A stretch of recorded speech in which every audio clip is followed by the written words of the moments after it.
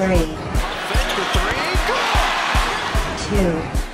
Now going for 2 for the tie. And some trickery. How about that play? 1. Carter relaxed and smiling.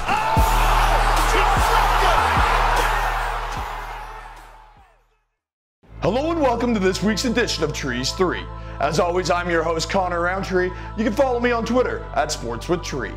Coming in at number 3 this week, it is the UFC. That's right, the UFC is back in action in Chicago for UFC 225 this Saturday night. Now we got 2 title belts on the line this weekend. The first being the welterweight interim title between Cody Covington and Rafael dos Anjos. Cody Covington has won 5 straight fights going into this bout. He's 13-1 and he's got a bad temper. He's well known for calling the Brazilians filthy animals, so Rafael dos Anjos took an opportunity to take this fight. Since dos Anjos has moved up to welterweight, he's won 3 consecutive bouts, including one against former welterweight champion Robbie Lawler. This will be a great fight, but I don't see Rafael dos Anjos being able to finish Cody Covington. And Cody Covington, well, he's got some unique plans for after winning the belt. I'm all about Trump. I want to go bring the belt to the Oval Office and put it on his desk, you know.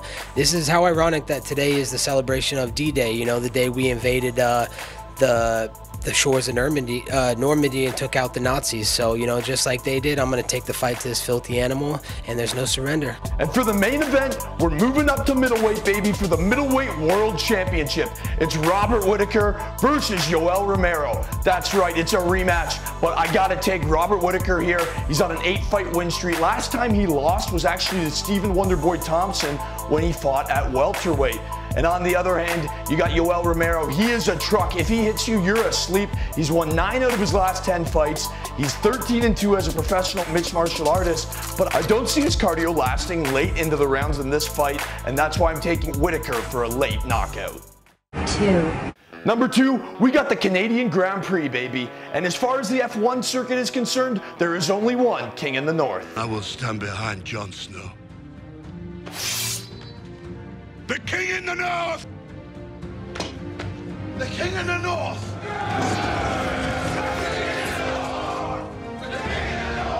No, I'm not talking about Jon Snow. I'm talking about Lewis Hamilton, baby. That's right. 6 wins here in Montreal in his career, 3 consecutive titles, and I like him to take 4 this weekend in Montreal. 1. And number 1 on Three3, we're keeping it fast and the furious, baby. But instead of on tires, we're galloping on our horseshoes. That's right, it's the Belmont Stakes, the 3rd leg of the Triple Crown. And we have a chance to watch Justify make history and win the Triple Crown for the first time since 2015 when American Pharoah did it. And guess who trained American Pharoah? Bob Baffert. That's the same trainer as Justify, and he knows it's an exciting time of year. He started his journey just a few months ago, and so has brought us along. We've just been riding his coattails, and so it's a different feeling. It's like the talent, the quality is there. It's the same type of horse, and you know, he came out of his Preakness race really well, and he's been training well. So, but it is a different vibe because it's like, you know, we know it can be done, but you know, we want it. I'd like to see him win it for the horse. Thank you for joining us on this week's edition of Three3. As always, I'm your host, Connor Roundtree. Be sure to give me a follow on Twitter at SportsWithTree. For our producer, Aaron Canton, we'd like to thank you for joining us. But wait, don't go, because we got our trivia for this show. Now, I don't know if you've noticed, but I've been wearing a Johnny Manziel jersey this entire show. The reasoning why? A week ago today, Manziel took his first ever CFL snaps. He went 9 for 11 and rushed the ball twice. Here's your trivia question. How many net yards from scrimmage did Johnny Manziel produce? Cheers, you've made it to the weekend.